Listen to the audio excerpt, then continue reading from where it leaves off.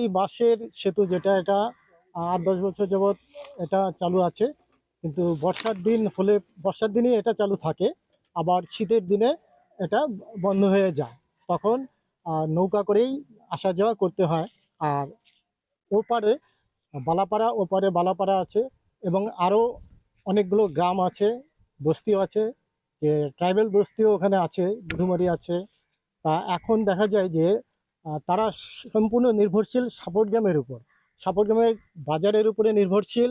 তারপরে পড়াশোনা করার জন্য সাপোর্টগ্রামের স্কুলগুলোর উপরে নির্ভরশীল। তারপরে চিকিৎসার জন্য সাপোর্টগ্রামের উপরেই তারা নির্ভরশীল, এবং তাদের এখানে আসা যাওয়া করতে খুবই অসুবিধার মধ্যে পড়তে হয়। আর স্বাস্থ্য সেবা তারা নিতে পারে না ঠিক মতো।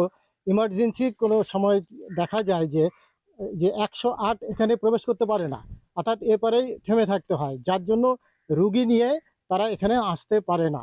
তা এই অসুবিধাগুলো এখানে দেখা যাচ্ছে। এবং এখানকার জনগণ প্রত্যেক বছরই দাবি করে আসছেন যে এখানে একটা পাকা যাতে সেতু নির্মাণ করা হয় সরকারের কাছে। এবং ইলেকশন যখন আসে, যখন নির্বাচন যখনই সামনে চলে আসে, তখন বলা হয় যে এই এটা করে দেবো আর কি, পাকা করে দেব। কিন্তু দেখা যায় নির্বাচন চলে গেলে তারপরে আর এদিকে তারা তাকিয়েও দেখে না। আবার নির্বাচন আসলে পরে আবার একই কথা বলবে, এভাবেই চলে আসছে। এ নিয়ে জনগণের মধ্যে ক্ষোভ আছে। কারণ দেখা যায় যে এই যুগে, এই ডিজিটাল যুগে, এখানে যেখানে প্রত্যেক জায়গায় উন্নয়নের কথা বলা হচ্ছে, ঢাকঢোল পিটিয়েও বলা হচ্ছে। সুতরাং সাপোর্টগ্রামের কিন্তু খালি এই কাঠের, এই বাঁশের সেতু এই একটা নয়, এখানে দেখা যায় পরপর কিন্তু কয়েকটা আছে, পরপর কয়েকটা সেতু আছে, এবং প্রত্যেকটাই ওপারের সঙ্গে কিন্তু তার একটা যোগাযোগ আছে আর কি। এখানে যেরকম এটা বালাপাড়ার সঙ্গে আছে, ওদিকে গেলে ওখানে হলো ভেলাগোবার সঙ্গে আছে। উম, আরো ওখানে আরো ওদিকেও আছে। আবার এদিকে বড়ইবাড়িতে যাওয়ারও আছে। এরকম কিন্তু ৪-৫টা কিন্তু সেতু এরকম আছে, বাঁশের সেতু আছে। তাই এই কষ্টের মধ্যে দিয়ে তাদেরকে চলতে হচ্ছে।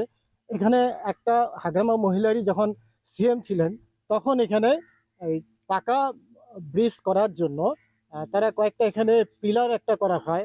এটা একটা, দুটো, তিনটে না চারটা পিলার করে তারপরে কিন্তু কাজ বন্ধ হয়ে থাকে। এ পর্যন্ত কিন্তু সেটাও করা হয়নি।